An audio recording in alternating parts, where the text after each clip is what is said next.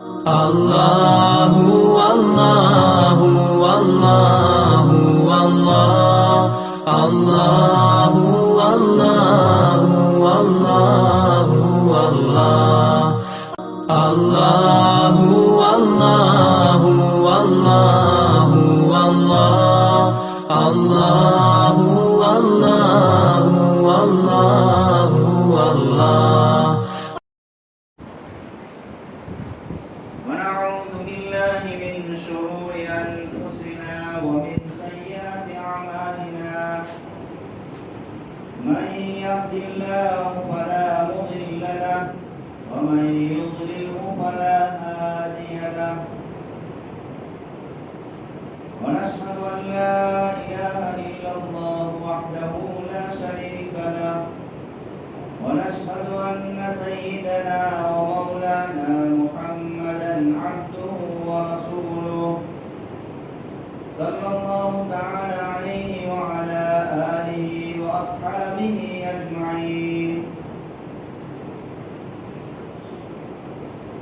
أما بعد فأعوذ بالله من الشيطان الرجيم بسم الله الرحمن الرحيم بل تؤثرون الحياة الدنيا والآخرة خير وأبقى صدق الله العظيم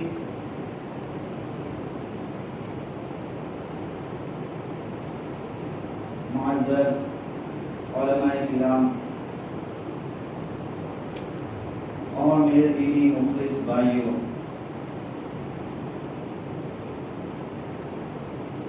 सबसे पहले तो मैं अल्लाह रब्बुल इज़्ज़त की बारगाह में दुआ गो हूँ कि अल्लाह तबारक व तआला मुझे सही और सच्ची बात कहने की तौफीक अता फरमाए और जो बात कही जाए सुनी जाए उस पर हम सब को अमल करने की तौफीक अता फरमाए।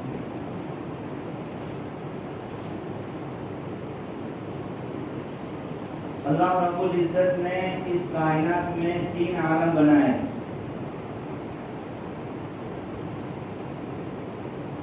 एक आलम तो वो है जिसमें गम नाम की कोई चीज नहीं है, जिसमें हमेशा हमेशा राहत है, जिसमें मजे ही मजे हैं, लज्जत ही लज्जत हैं, खुशियां ही खुशियां हैं। वो आलम जन्नत का है, इसमें सदमे नाम की कोई चीज नहीं। और एक आलम अल्लाह रब्बुल इज़्ज़त ने ये बनाया है कि इसमें खुशी नाम की कोई चीज नहीं, तकलीफें ही तकलीफें हैं, परेशानियां ही परेशानियां हैं, अजाब ही अजाब है, गम ही गम है, सदमे ही सदमे हैं। वो आलम है जहन्नम, इसमें खुशी नाम की कोई चीज नहीं। और एक तीसरा आलम जो अल्लाह रब्बुल इज़्ज़त ने बनाया है वो दुनिया का आलम है। इसमें राहत भी है, गम भी है, खुशी भी है, परेशानियां भी है। ये दो चीजों से मिलजुल कर बनाई गई है दुनिया।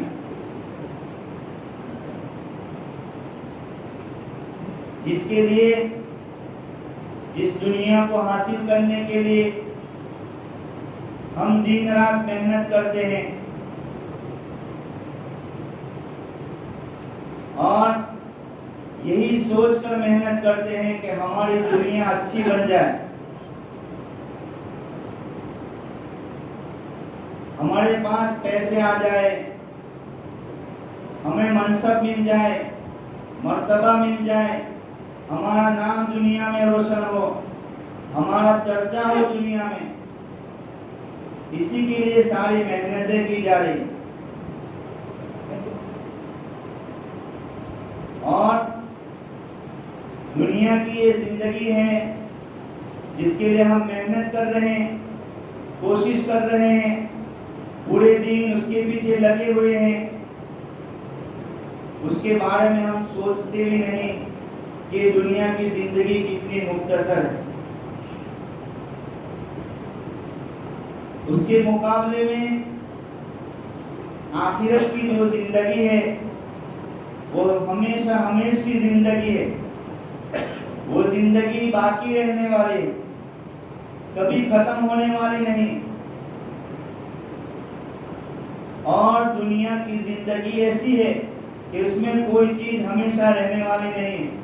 कुल्लु नफ्सिन ज़ाइक़तुल मौत, हर चीज को, हर इंसान को मौत का मजा चखना है। तो दुनिया की कोई खुशी हमेशा की नहीं, कि उसके पीछे कोई ना कोई गम छुपा हुआ होता है, उसके पीछे कोई ना कोई गम लाहिक होता है, कोई ना कोई परेशानी उसके पीछे होती है।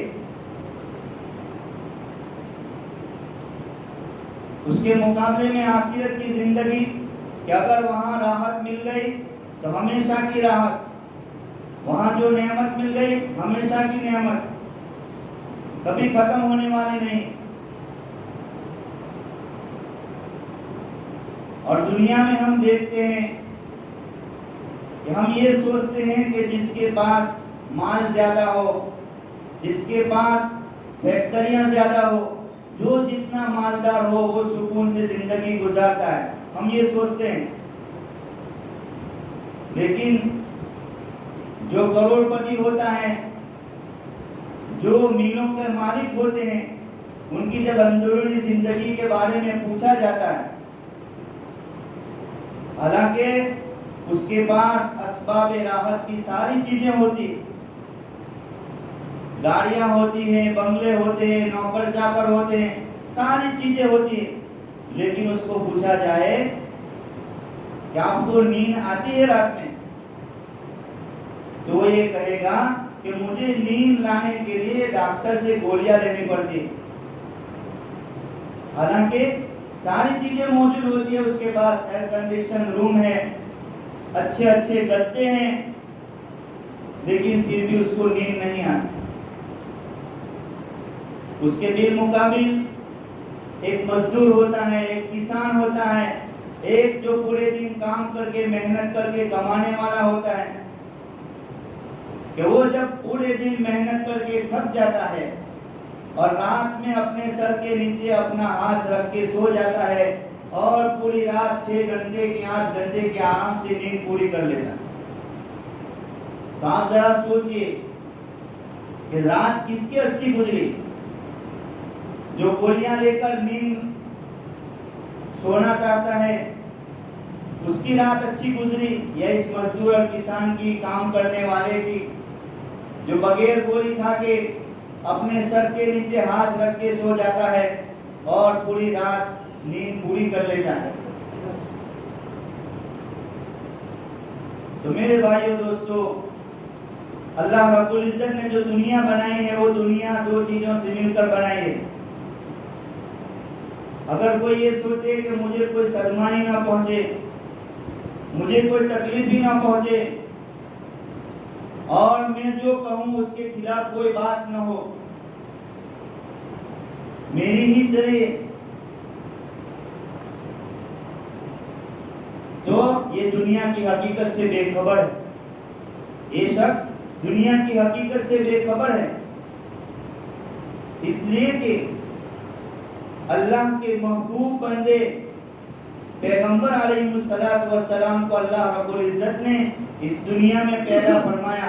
उन पर भी तकलीफें आई, उन पर भी सदमे आए, उनको भी गम उठाने पड़े। अगर दुनिया में अगर किसी को खुशी मिलती, हमेशा की राहत मिलती, तो ये लोग ज्यादा मुस्तहिक थे उसके। पैगंबर अलैहिस्सलातु वस्सलाम इसके ज्यादा मुस्तहिक थे, उनको ज्यादा राहत पहुंचती। लेकिन हम अंबिया अलैहिस्सलातु वस्सलाम की जिंदगी को देखिए कि उन पर भी तकलीफें आई, परेशानियां आई। इसलिए अल्लाह रब्बुल इज्जत ने जो दुनिया बनाई है और जो दुनिया में जो चीजें बनाई हैं, खुशी और गमी, वो हमेशा रहने वाली नहीं है। दुनिया की जिंदगी ही अल्लाह रब्बुल इज्जत ने ऐसी बनाई है और दुनिया का निजाम भी अल्लाह रब्बुल इज्जत ने ऐसा बनाया। हदीस शरीफ का मजमून है जिसका खुलासा है कि एक आदमी को भूख लगी है और सामने लजीज खाना है,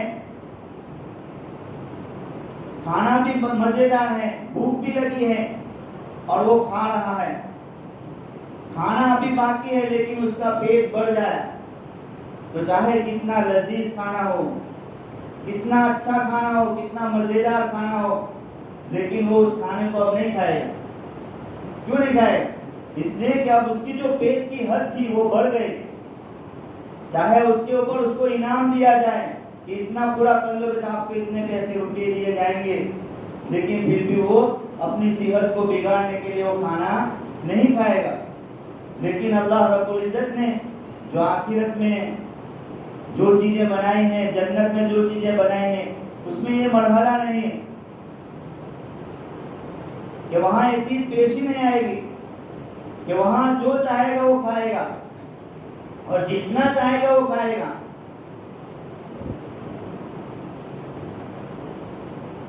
तो अल्लाह रब्बुल इज्जत ने इस आयत करीमा में बल तुसिरून अल हयात दुनिया वल आखिरतु खैरुन व अबका, कि तुम दुनिया की जिंदगी को तरजीह देते हो।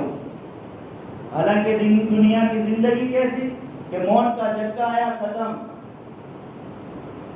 और मौत ऐसी चीज है कि आज तक दुनिया में कोई इंसान ऐसा पैदा नहीं हुआ जिसने मौत का इनकार किया हो। मुसलमान तो मुसलमान, काफिर भी ये कहते हैं कि एक दिन मरना है। हालांकि दुनिया में कितने लोग ऐसे भी गुजरे हैं, ऐसे भी पैदा हुए हैं जिन्होंने अल्लाह का इनकार किया। कितने लोग अल्लाह को नहीं मानते, लेकिन किसी ने आज तक मौत का इनकार नहीं किया। बड़े से बड़ा दहरिया हो, चाहे बड़े से बड़ा खुदा का मुनकिर हो, उसने भी मौत का इनकार नहीं किया। मौत अतल फैसला है, मौत हर एक को आनी है और इस बात पर भी सबका यकीन है कि उसका कोई वक्त मुतय्यन नहीं, कब किसको मौत आ जाए किसी को पता नहीं। हालांकि आज साइंसदानों ने ऐसी ऐसी मशीनें इजाद कर दी है, लेकिन जब उनसे पूछा जाए कि जो आपके सामने एक आदमी बैठा है उसकी मौत कब आएगी, तो उसके बारे में वो कोई जवाब नहीं दे सकते। इसलिए हमें इस बारे में गौर करना है, फिक्र करना है कि हम सुबह से शाम तक, रात बिस्तर पर जाने तक हर चीज की प्लानिंग बनाते हैं, हर चीज के बारे में सोचते हैं, रोजी के बारे में, कामकाज के बारे में, औलाद के बारे में, घरों के बारे में, हर चीज की फिक्र करते हैं। लेकिन फिक्र नहीं करते तो सिर्फ एक चीज की फिक्र नहीं करते कि हमें कब्र में जाना है और कब्र में हमें सोना है और आखिरत में अल्लाह के सामने हमें जवाब देना है। नहीं सोचते तो यही चीज नहीं सोचते, इसी का प्लानिंग हम नहीं बनाते। एक बहुत बड़े अल्लाह वाले गुजरे हैं जिनको बहलोल दाना से पहचाना जाता है। हारून रशीद के जमाने में थे और हारून रशीद से मोहब्बत भी रखते रहे, हारून रशीद भी उनसे मोहब्बत रखते रहे और उनसे मजाक भी किया करते थे।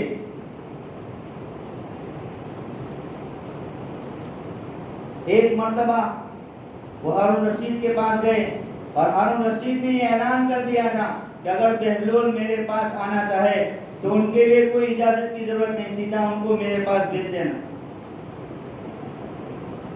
तो चूंकि हारून रशीद उनसे मजाक किया करते थे, एक मर्तबा बहलोल तशरीफ लाए, हारून रशीद के हाथ में एक लकड़ी थी, छड़ी थी, तो उन्होंने बहलोल के दे दिया और कहा कि अमानत के तौर पर आपको देता हूं, और इस दुनिया में जो आपसे ज्यादा बेवकूफ आपको मिले उसको ये लकड़ी दे देना। और इससे हारून रशीद ये कहना चाहते थे कि दुनिया में आपसे ज्यादा कोई बेवकूफ नहीं। बात सुनी अनसुनी हो गई, बहलोल ने वो लकड़ी ले ली। एक मुद्दत के बाद हारून रशीद बीमार हो गए, तो बहलोल उनकी इयादत के लिए पहुंच गए और बीमार भी ऐसे हो गए कि बिस्तर से लग गए। डॉक्टरों ने मना कर दिया कि आप कहीं जा नहीं सकते।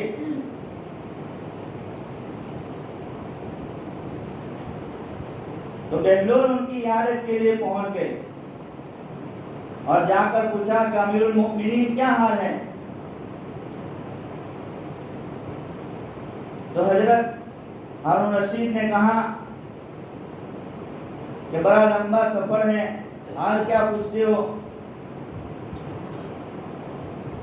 आखिरत का सफर है अब तो। बहलोल ने कहा कि अच्छा, तो आपने वहां कोई लश्कर भेजा है?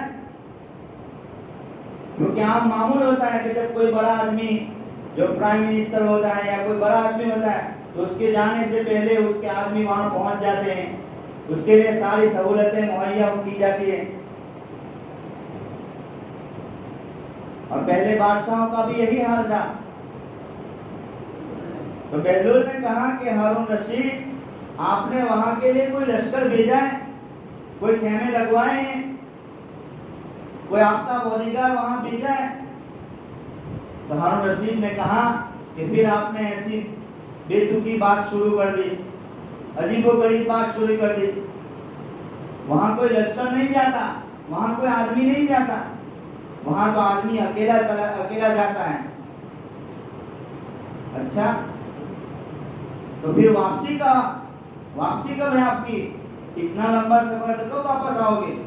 तो फिर हारून रशीद ने कहा कि फिर आपने ऐसी बात पूछी।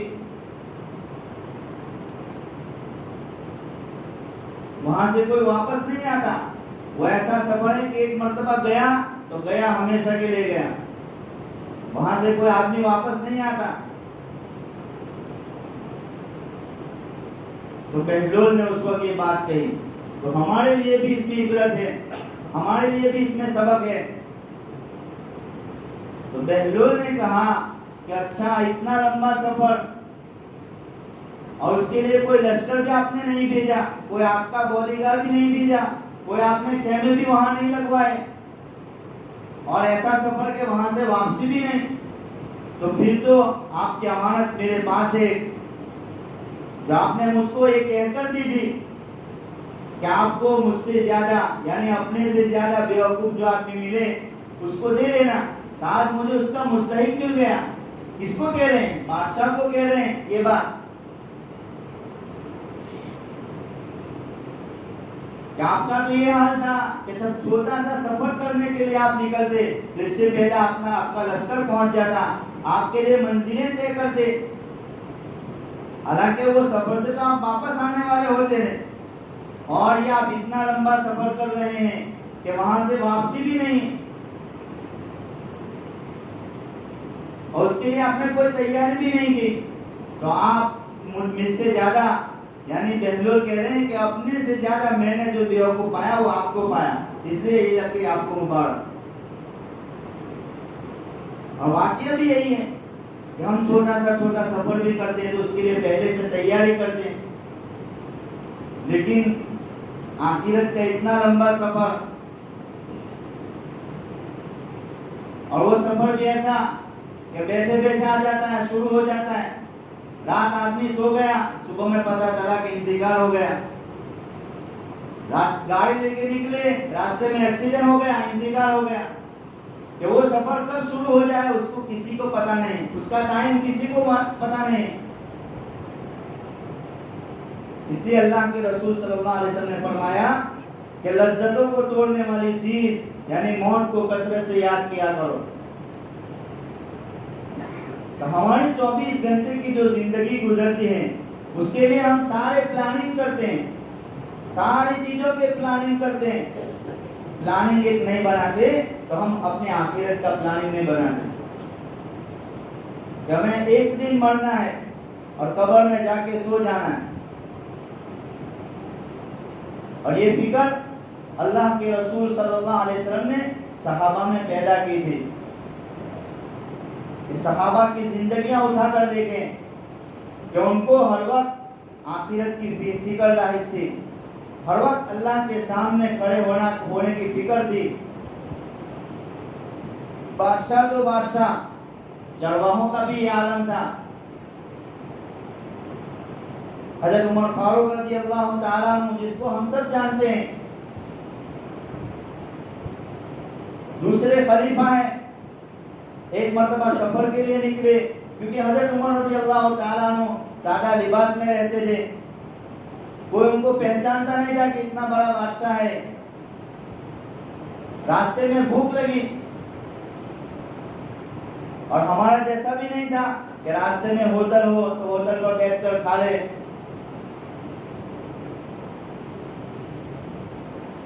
तो हजरत उमर फारूक रज़ी अल्लाह ताला अन्हु को भूख लगी, देखा कि एक बकरियों का रेवड़ चल रहा है। वहां पहुंचे, चरवाहे से कहा कि हमको दूध चाहिए, हमें भूख लगी है। चरवाहे ने कहा कि मैं दूध तो आपको दे सकता हूं, लेकिन ये बकरियां मेरी नहीं, और उसके मालिक ने मुझे इजाजत नहीं दी कि मैं उसका दूध निकाल कर आपको दे दूं। हज़रत उमर फारूक रज़ी अल्लाह ताला अन्हु बादशाह होने के साथ मुरब्बी भी थे, मुअल्लिम भी थे, और लोगों के मिजाज को भी पहचानने की कोशिश करते थे, लोगों की जांच पड़ताल भी करते थे। इसलिए उनको जांचने के लिए कहा कि अच्छा, मैं एक बात आपको कहूं, अगर आप उसको मान ले तो आपका भी फायदा, मेरा भी फायदा। कहा क्या? तो कहा कि एक बकरी हमको बेच दो और उसका पैसा हमसे ले लो।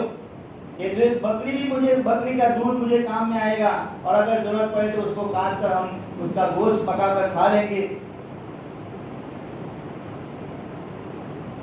हजरत उमर फारूक रज़ी अल्लाह ताला अन्हु ने ये बात कही कि इसमें तेरा भी फायदा है और मेरा भी फायदा है, और मालिक से बोल देना कि बकरी को भेड़िया खा गया। जैसे ही हजरत उमर फारूक रज़ी अल्लाह ताला अन्हु ने ये बात कही, फौरन चरवाहा चिल्ला उठा, या हादा फाइन अल्लाह, ए शख्स, अल्लाह कहाँ? तुम मुझे ये कह रहे हो कि तुम्हारे मालिक को बोल देना कि बकरी को भेड़िया खा गया, मेरा अल्लाह तो देख रहा। और आज हमें उसकी फिक्र नहीं। ये फिक्र जंगल में चरवाहों को आखिरत की फिक्र थी, अपने अल्लाह के सामने पेश होने की फिक्र थी। और हम जो जिंदगी गुजार रहे हैं उसको हम सब जानते हैं, हम किस तरह जिंदगी गुजार रहे हैं, गफलत में जिंदगी गुजार रहे हैं। और कितने लोग ऐसे भी हैं जो ये कहते हैं कि दुनिया में जो करना हो कर लो, आखिरत में देखा जाएगा। मेरे भाइयों दोस्तों, बोलने से पहले भी सोचना चाहिए। आखिरत का मामला बहुत कठिन है, वहां रुपये पैसे नहीं चलेंगे। एक मर्तबा अल्लाह के रसूल सल्लल्लाहु अलैहि वसल्लम ने सहाबा से पूछा कि मेरे सहाबा, मेरी उम्मत का सबसे गरीब आदमी कौन है? तो जैसे हम कहते हैं कि जिसके पास पैसे न हो, माल न हो, अच्छा मकान न हो, वो गरीब है, तो सहाबा ने भी ऐसा ही कहा। अल्लाह के रसूल सल्लल्लाहु अलैहि वसल्लम ने फरमाया कि मेरी उम्मत का सबसे गरीब वो आदमी है जो कल कयामत के दिन पहाड़ों जैसी नेकियां लेकर आएगा, लेकिन दुनिया में किसी को सताया होगा, दुनिया में किसी को गाली दी होगी, दुनिया में किसी का माल हड़प किया होगा, किसी की जमीन दबाई होगी, किसी का हक मारा होगा, वो सब हक लेने के लिए आ जाएंगे और वो अपने हक के मुआफिक उसके पास से नेकियां लेकर चले जाएंगे। फिर भी हक वाले बाकी रहेंगे और वो हक वालों के गुनाह उसके ऊपर डाल दिए जाएंगे, जिसका बोझ लेकर, उस गुनाहों का बोझ लेकर उसको जहन्नम में फेंक दिया जाएगा। तो मेरी उम्मत का सबसे गरीब आदमी वो है। इसलिए मेरे भाई दोस्तों, हम जो जिंदगी गुजार रहे हैं उस जिंदगी में हमें गौर और फिक्र करना है, आखिरत के बारे में सोचना है, आखिरत की फिक्र करना है कि हमें एक दिन अल्लाह के सामने खड़ा होना है, एक दिन हमें कब्र में सोना है और मौत हमारे अचानक आ जाएगी, किसी को पता भी नहीं चलेगा कि हमारा मौत का वक्त आ गया। इसलिए हमें जिंदगी को, हम अपनी जिंदगियों को दुरुस्त करने की जरूरत है। दुनिया की जिंदगी एक दिन खत्म हो जाएगी, लेकिन आखिरत की जो जिंदगी है वो, उसकी कामयाबी का मदार इसी जिंदगी पर। कि हम जिस जिंदगी को जिस तरह गुजारेंगे वहाँ ऐसा ही बदला मिलेगा। अगर हम दुनिया में जिंदगी अच्छी गुजारेंगे, अल्लाह की मर्जी के मुताबिक जिंदगी गुजारेंगे, अल्लाह के हुक्म के मुताबिक जिंदगी गुजारेंगे, तो आखिरत की जो लामहदूद जिंदगी है उसमें हमें कामयाबी मिलेगी। इसलिए मेरे भाई बुजुर्गों, हमें अपनी जिंदगियों को दुरुस्त करने की जरूरत है, अपने अमाल को दुरुस्त करने की जरूरत है। जिस तरह हम जुमा में, इस तरह हमारी मस्जिद बढ़ जाती है, इस तरह हमें कोशिश करना है कि हर नमाज में हमारी मस्जिदें बढ़ जाए, नमाजों की पाबंदी करना है। इसी तरह एक दूसरे के हुकूक अदा करने की पाबंदी करना है, मामला को सही करना है। अल्लाह तबारक व तआला हमें इन बातों को अमल करने की तौफीक अता फरमाए। व आखिर दावाना